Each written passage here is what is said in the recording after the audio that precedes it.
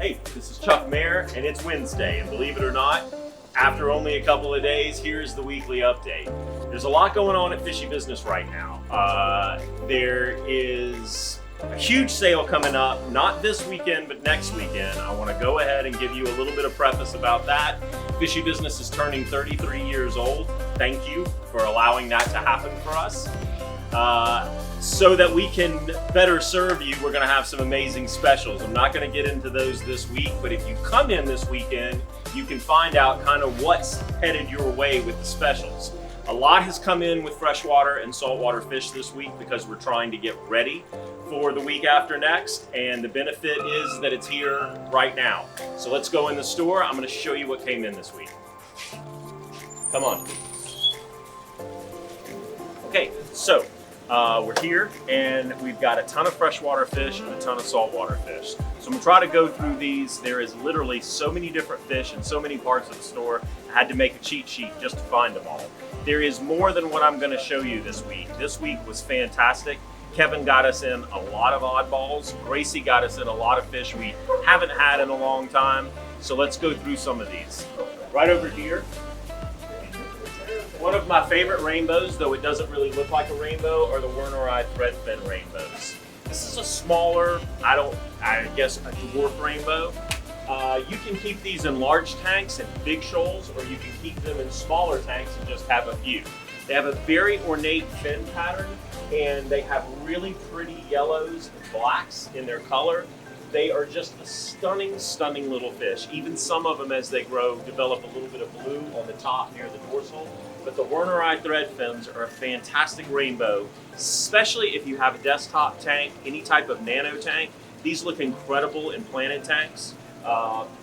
Fantastic fish that we don't have very often. Right over here, we got in one more rainbow wolffish. As I said a couple videos ago, this is a very, very piranha-like aggressive South American fish. It gets very mean, it gets very big teeth, it's very aggressive, but it is something that we don't have very often, and that's some of what you're going to see today because there are a lot of oddballs that are kind of fit that vein. And this right here, the rainbow wolffish, is a fantastic fish. If you have a set tank and you want a kind of showy fish, that one might be for you. Now this thing is really, really, really cool. This is the red-tailed paella. This fish right here is a South American tetra, one of the largest tetras. It's also called the vampire tetra, as it has very, very sharp teeth. It is a very large tetra, and it is very mean. I don't know, maybe we've had it before and I just haven't realized it. It is not a cheap fish. It is a very rare, exotic freshwater fish, but I'm glad Kevin brought it in because we don't often have things like that, and I love to be able to offer them, and I've got one right now. That's a really cool fish that came in this week. The black ghost. I got small black ghost. This is a great way if you don't want to spend a lot of money on a really cool and different fish. The baby black ghost we've got right now. Beautiful, beautiful fish. Long fin bristlenose plecos are in as well. So, coming with me, we've got some beautiful, beautiful Von Rio tetras in right here, and I've got beautiful black phantom tetras right up here. These are big, pretty, in a school, red and black. Really, really cool fish. Now, if you look right over here, very rarely, we get Polypterus in quite a bit, and we try to get them as often as we can, but very, very rarely do we get large ones. This week, there is a show, because we got large Polypterus senegalis this week that are really fantastic. We got them paired in here with a clown knifefish that's kind of peering over this piece of driftwood here, but the Polypterus is the dinosaur fish. People collect these because they're such a prehistoric looking fish. They're really cool. They're not super aggressive, but they are opportunistic predators. So if you have something they can get in their mouth, they're gonna eat them. Outside of that, they're pretty adaptable to most types of fish tank where you have larger fish. So really, really cool large Polypterus senegalis this week. And right over here, we have, I'm probably gonna butcher it, the Lafrade Polypterus. Very, very, I don't know that we've had one of these. The common Polypterus that we usually have, 3 or 4 species, but I can't say when the last time, if ever, we've had one of these, and I definitely haven't seen one this big. So this is another fantastic Polypterus if you've got a large South American tank large fish. Even things like a geophagus that are like the gentle giants would work with this fish. And it's something that is a statement maker when people come in your house, because lots of people don't have these. Really, really fantastic, really cool polypterus, the dinosaur fish. Right over here we have some zigzag eels, and here we also have some tire track eels. So some more of the oddballs. We really got some great oddballs this week. Right over here we got a extra large show watermelon costumus. Really, really cool. You can see kind of munching down on a piece of old driftwood in there. Coming through here, we got in some beautiful, beautiful red serpent tetras. These are the long fin variety, but they're very showy. And they've got some great, great size. So those are really nice this week. Oh, and something else really cool that we don't have all the time. We have snowflake moray.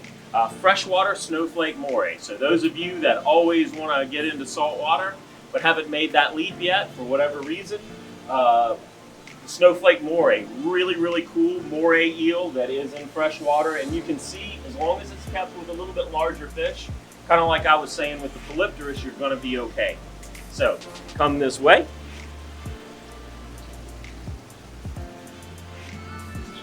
For all of those with African cichlid tanks, one of the things that it's always, we don't seem to ever have enough of, or that you always have questions about, is what else can I keep with my African cichlids? The answer is the bottom-dwelling Synodontis catfish. Synodontis catfish are a type of catfish that are used to the higher pH that accompanies a cichlid tank. They have, they tend to get larger. The cichlids don't mess with them. And this week, whereas we don't normally have them, we have the Synodontis eucharus, which is fairly uncommon for us to have. So we have some Synodontis species, great bottom feeders for an African tank, something else to have in there other than Africans. And if you'll come with me, we got in Cuban cichlid. If you're in the vein of South American, Central American fish, this is a cichlid we don't have too terribly often. At least I can't remember when we have, but Cuban cichlids are in. Now, I have to show you one of the coolest Africans that I don't know that we've even had this strain of them. Come with me. Let's go to the back room.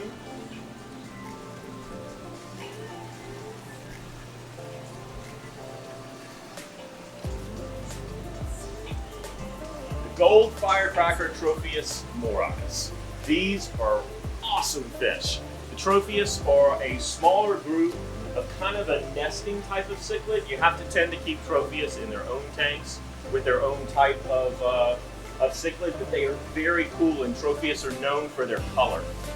They're really bold, they're really different. A lot of people collect Tropheus and do different tanks of different species, but these are the gold firecrackers, really beautiful, and right next to them I got in some beautiful hat morais.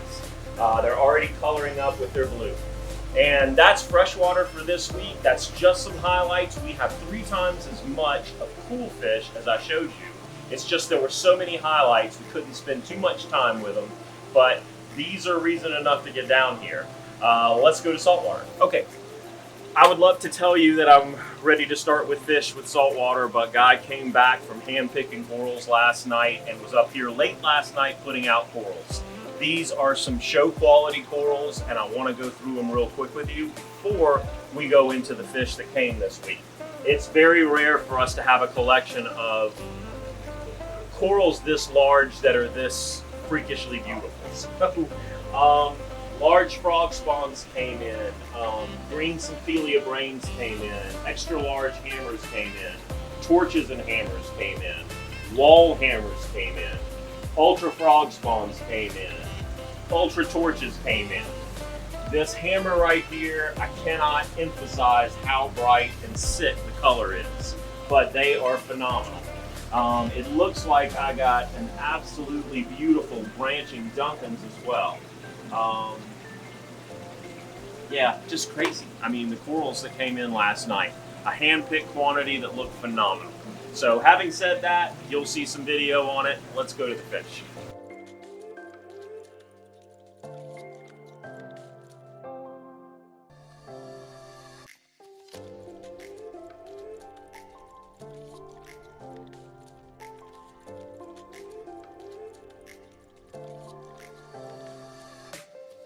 Right here, I've got a beautiful French angel that just came in.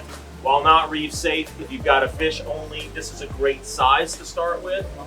Its juvenile colors are there, its adult colors are just coming through. So you've actually got a French angel that has both the colors at the same time. Really, really cool. The gray angel, which I think is the brother, sister to the French angel, grows very, very much the same. I got one of those in. Coming around here.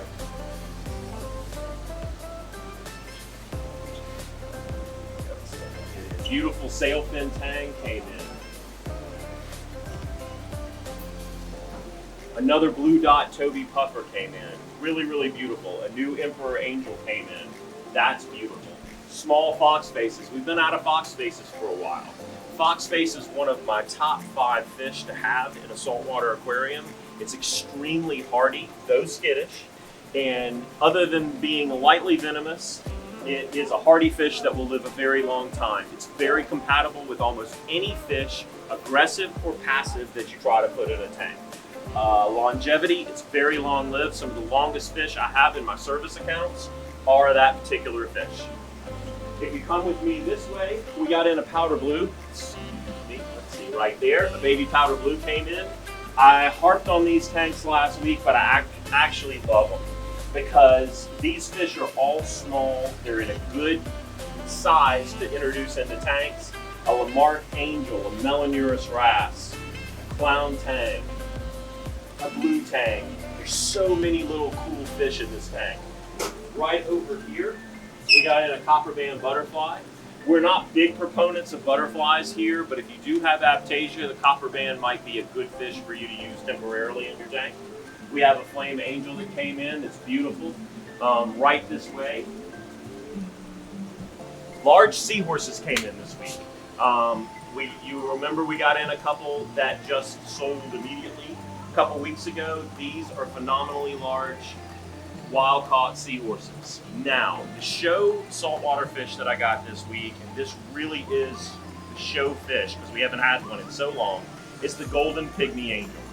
The golden pygmy angel is a reef-safe, highly prized, small dwarf angelfish. It is phenomenal in both its color, its temperament. It really makes a statement, and it is an electric gold fish swimming across there. Really, really beautiful dwarf central pikey angelfish. Highly prized, doesn't come around very often, but absolutely beautiful. Now, coming this way, we got in a bunch of really large, I call them little landmines, but they're pencil urchins. These are great. I've got a fairy dot wrasse, which is part of the Paranchelinius family. Very ornate, very wicked fins, very much like the filamentosa wrasse.